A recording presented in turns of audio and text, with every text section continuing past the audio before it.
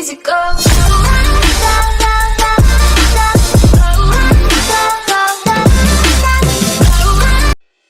The supreme warrior Barbarik.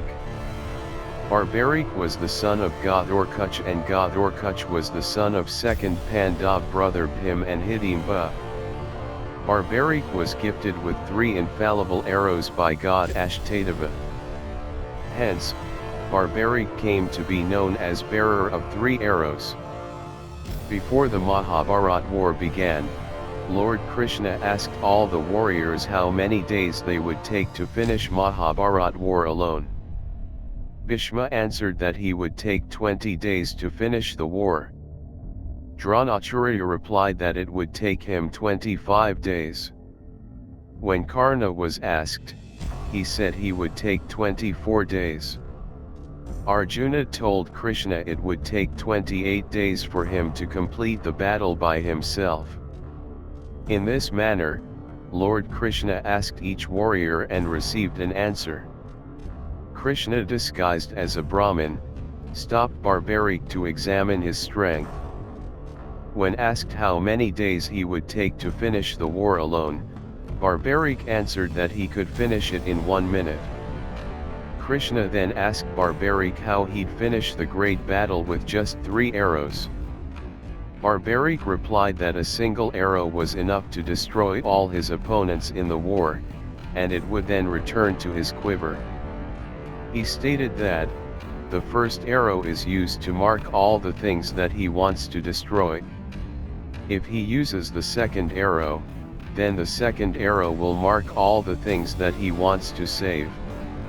On using the third arrow, it will destroy all the things that are not marked and then return to his quiver.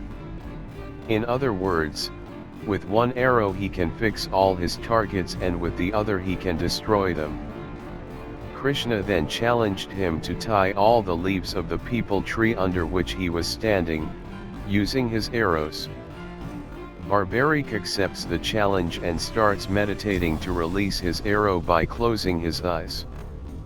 As Barbarik starts meditating, Krishna quietly plucks a leaf from the tree and hides it under his foot.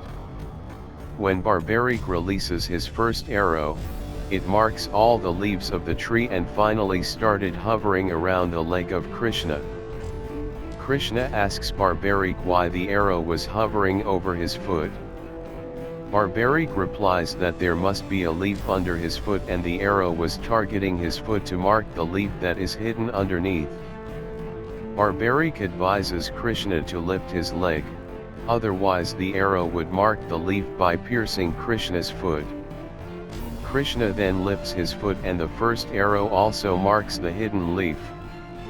The third arrow then collects all the leaves, including the hidden leaf, and ties them together.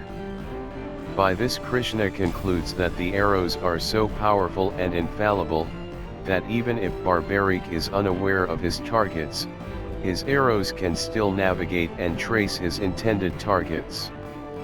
The moral of this incident is that, in a real battlefield, if Krishna wants to isolate someone, for example, the 5 Pandab brothers, and hide them elsewhere in order to prevent them from being Barbarik's victim, he would not be successful, as the arrows could trace even the hidden targets and destroy them. So, nobody would be able to escape from these arrows.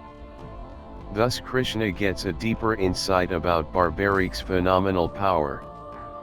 As Barbarik has promised his mother to fight from the weaker side in the war, Krishna tells that whichever side he supports will end up making the other side weaker due to his power. Nobody will be able to defeat him, hence, in an actual war, he will keep oscillating between 2 sides, thereby destroying the entire army of both sides, and eventually only he would remain. Subsequently, none of the sides would become victorious and he would be the lone survivor. Hence, Krishna avoids his participation in the war by hanging his cut-off head to witness the war. In Nepali culture, Kirat King Yalamber of Nepal, is portrayed as barbarik while native of Kathmandu Valley portray him as Akash Bhairav too.